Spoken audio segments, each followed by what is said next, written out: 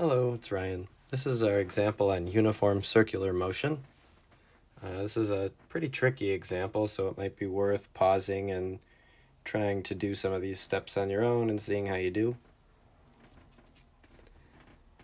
In general, whenever we solve uniform circular motion problems, it's done the same way that we would do any force problem from our previous chapters. The only difference is now we have to account for center-seeking accelerations or center-seeking net forces.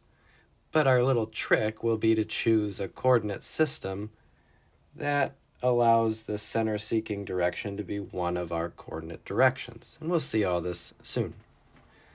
Anyway, this example will be a test track that has a static friction coefficient of mu sub s equal to 0.8 and has a very steep 68-degree bank on one of its turns. If the radius of the turn is 36 meters, determine the minimum speed a 2,000 kilogram race car must have to barely negotiate the turn. So there's a couple key words in there, the minimum speed, or to barely negotiate all mean the same thing. We'll see what that implies when we do our free body diagram. It also is wanting us to construct an FBD for the car when it's moving at a maximum speed instead of a minimum speed around the turn.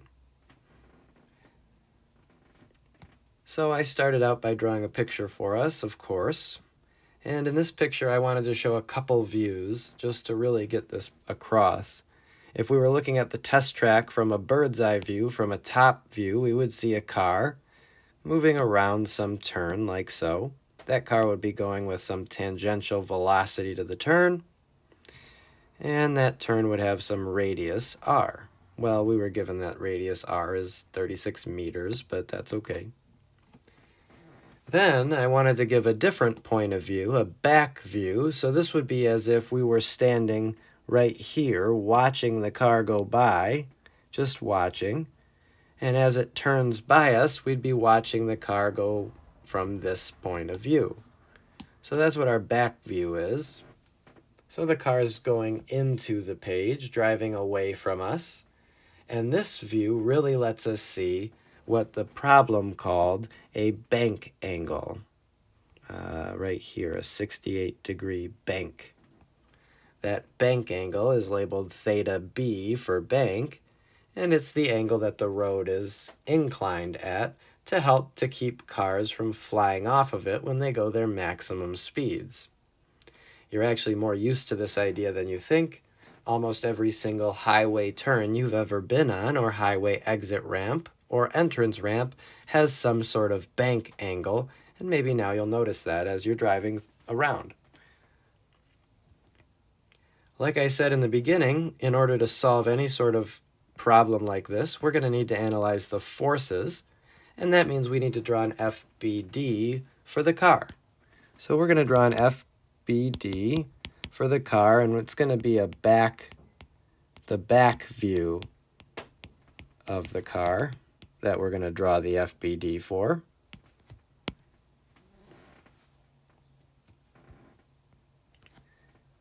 So here's our car, just on that very steep bank angle. And so now to draw an FBD, we need to label all the forces that are acting on the car. So you should try it. Pause the video and try it. What we should end up getting is a weight force, always going toward the center of the Earth, and so that would be still this direction.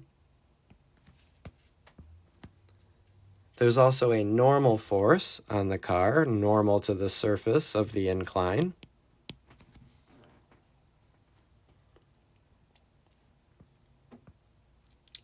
And that car will have a static friction force acting on it. And that static friction force will either be going up the ramp, holding the car up the ramp, or down the ramp, keeping the car from flying off the ramp. Because we're looking for the minimum speed implies that if the car went any slower around this turn, it would start to slide down the ramp.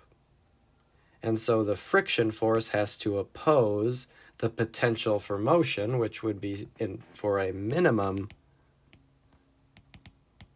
speed, the potential for motion would be down the ramp. And so our friction force will be up the ramp, Fs.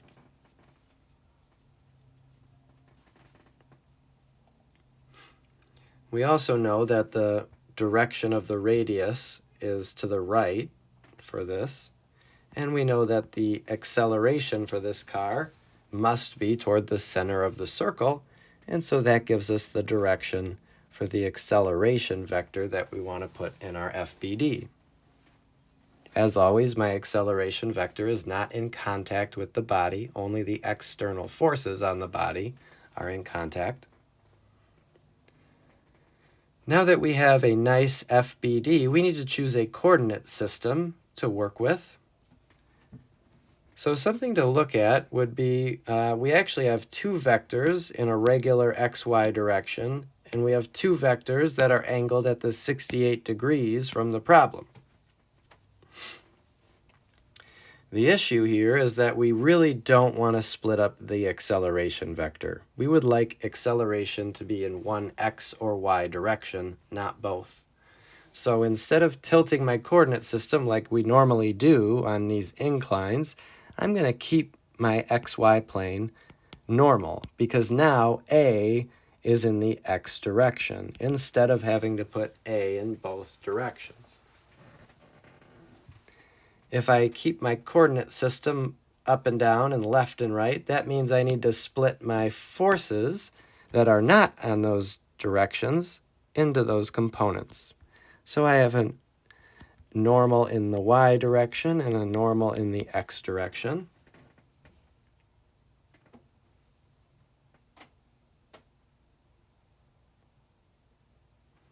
And I have a friction, let me change how this is written a little bit.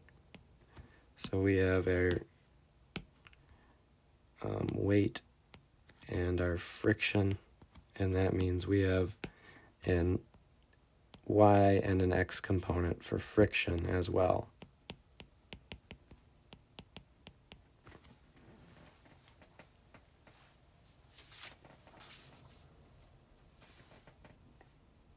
So there you have it.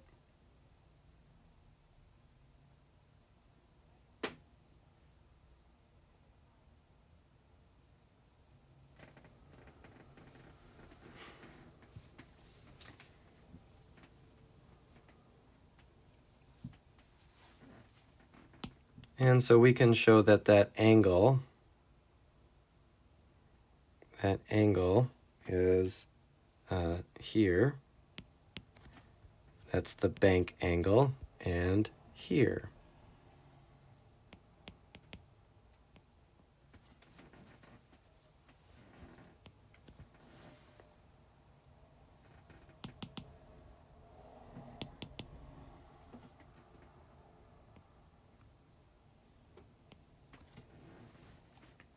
Okay, that is a decent FBD. We have our horizontal and vertical forces labeled and our acceleration, and so we need to sum the forces in the X and in the Y direction.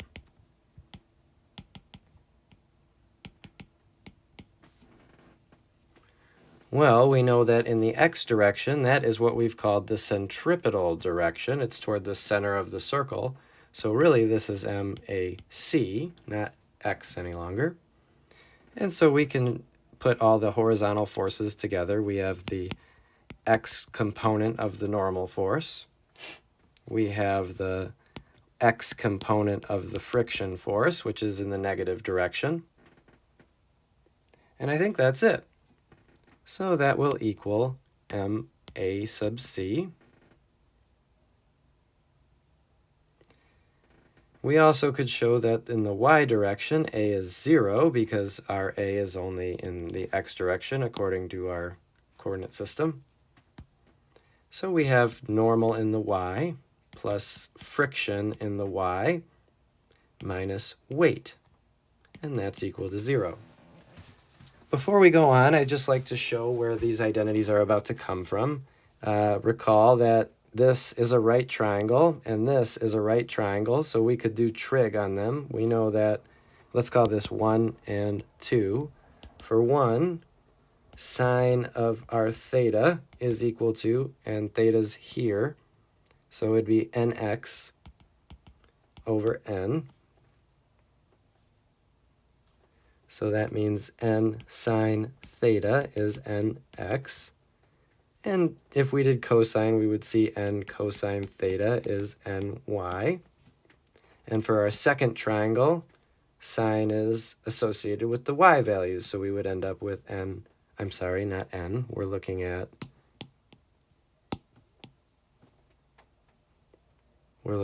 our second triangle, which is our friction. Friction, the opposite to theta, is the y direction, so we would have fs sine theta to be fs in the y, and fs cosine theta to be fs in the x. So I can make these substitutions. We also know that AC, this is always true, is v tan squared over r. So I'm going to make some substitutions in here. So nx, according to the triangle, is n sine theta minus fsx, the friction in the x direction, is the friction times cosine theta. And that's equal to m v tan squared over r. And y is the opposite, so cosine theta plus fs sine theta minus mg equals 0. And I'm going to do one more step because fs is always mu sub s times n. So we have n sine theta minus mu sub s times n cosine theta equals mv tan squared over r. And if we do the same thing over here, we could have n times cosine theta plus mu sub s sine theta equal mg. So a little bit of algebra in there. We could factor this n out as well. And it looks like from this expression, we could say that n equals mg over all of this. That means we know n. We were given theta, mu sub s, m and g. So writing this as n times sine theta minus mu sub s cosine theta.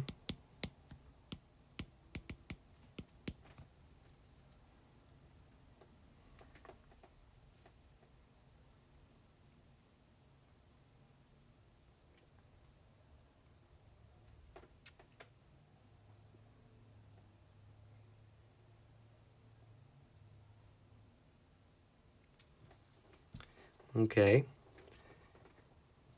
So now we can substitute this thing in here. So we will get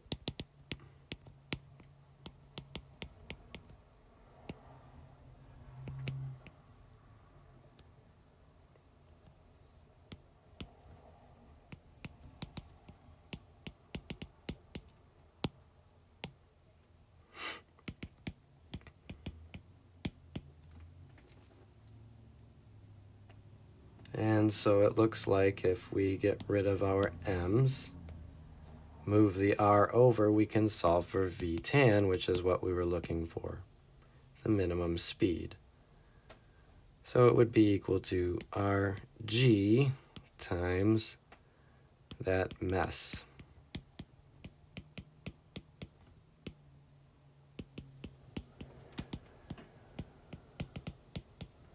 So this is a little bit in depth. It's a little trickier than probably many of your other homework problems. But we could substitute in all the values here and solve for the solution.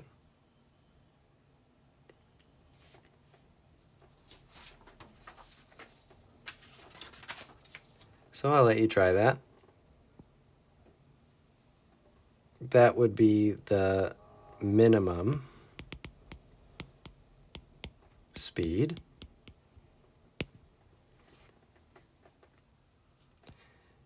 Now, the last part asked us to do an FBD for the car when it's going the maximum speed around the turn. So our car is still on that banked turn, like so. We'll still have the weight force, the normal force, the friction force. Oh, sorry, that's the thing we have to talk about. That's the thing we're figuring out. What way is the friction force? Well, we already decided the friction force was up the ramp when it's going a minimum speed. If we're doing an FBD for the maximum speed, that means the friction is keeping the car on the ramp. In other words, it's keeping the car from flying off the ramp, like so. So we know the friction is keeping it on the ramp, so it will be pointed down the ramp. That would be for maximum speed. And so AC would still be this way, and we would still end up tilting our not tilting our coordinate system and working from there. So like I said, that's algebraically a pretty tough example, but it is an example of uniform circular motion, and it gives you a nice perspective on how you want to look at these FBDs, especially with cars and bank turns.